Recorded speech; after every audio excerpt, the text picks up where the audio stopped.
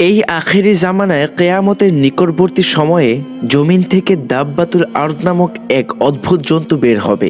জন্তুটি মানুষের সঙ্গে কথা বলবে। এটি হবে কিয়ামতের নিকটবর্তী হওয়ার অন্যতম সর্বশেষ ভয়াবহ আলামত। পশ্চিম আকাশে সূর্য উদিত হওয়ার পর তাওবার দরজা বন্ধ হয়ে গেলে এটি বের হবে। সহিহ হাদিস থেকে জানা যায় যে পশ্চিম আকাশে সূর্য ওঠার কিছুক্ষণ পরই জমিন থেকে এই অদ্ভুত জানোয়ারটি বের হবে।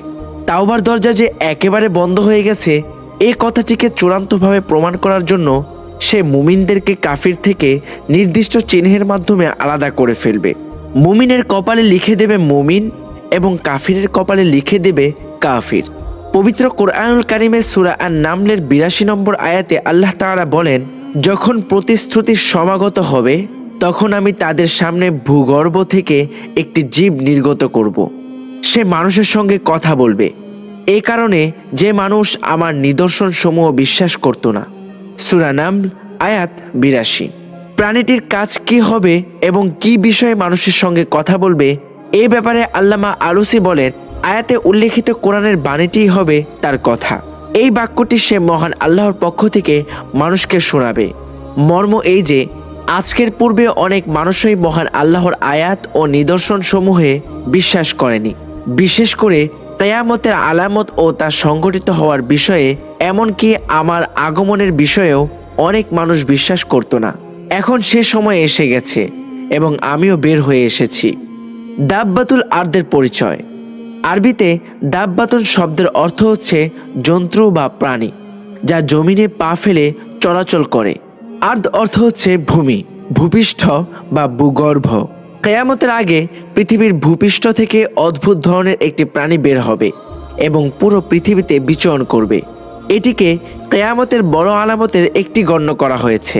হাদিসে এসেছে, হযরত আবু হুরায়রা রাদিয়াল্লাহু আনহু থেকে বর্ণিত, রাসূল সাল্লাল্লাহু আলাইহি ওয়াসাল্লাম বলেছেন, ওই সময় আসার আগ পর্যন্ত কিয়ামত কায়েম হবে না যতদিন না পশ্চিম দিক থেকে সূর্যোদয়ের ঘটনা সংঘটিত হবে। পশ্চিম দিক থেকে সূর্যোদয়ের ঘটনা ঘটার পর মানুষ দাব্বাতুল আরদ দেখতে পাবে। বুখারী ৪৬৩৬, মুসলিম ১৫৭। দাব্বাতুল আরদ প্রাণীটির নাম নয়, বরং অদ্ভুত প্রাণীটির প্রসঙ্গে কোরআনে ব্যবহৃত শব্দ, যার অর্থ ভূগর্ভস্থ প্রাণী।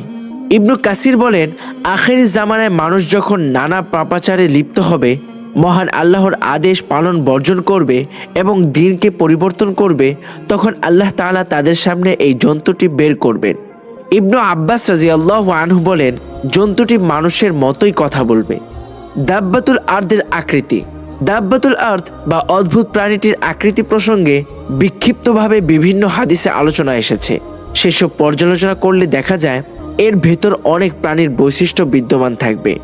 অদ্ভুত এই প্রাণী কিছুটা উটের মতো হবে, পা হবে ৪টি, মাথা হবে ষাঁড়ের মতো, চোখ হবে শূকরের মতো, কান হবে হাতির মতো, নাক হবে উট পাখির মতো, বুক হবে সিংহের মতো, রং হবে নেকড়ের মতো, কপাল হবে ভেড়ার মতো, ঘন পশম বিশিষ্ট হবে, মানুষের মতো চেহারা হবে। সে পুরো পৃথিবীতে পরিভ্রমণ করবে এবং সব মানুষের সঙ্গে কথা বলবে। আল্লাহ তাআলা বলেন, যখন তাদের উপর নির্দেশ পতিত হবে তখন আমি তাদের জন্য দাব্বাতুল আরদ বের করব। সে সবার সঙ্গে কথা বলবে। আরও বিভিন্ন হাদিসে এসেছে, সে মানুষকে তাকওয়া, তাওয়াক্কুল, আল্লাহর ভয় প্রভৃতি বিভিন্ন সৎ উপদেশ দিতে থাকবে। ইনশাআল্লাহ পরবর্তী পর্বেও দাব্বাতুল আরদ নিয়ে আলোচনা করা হবে। তাই পরবর্তী পর্ব শুনতে চ্যানেলটি সাবস্ক্রাইব করে আমাদের সাথেই থাকুন।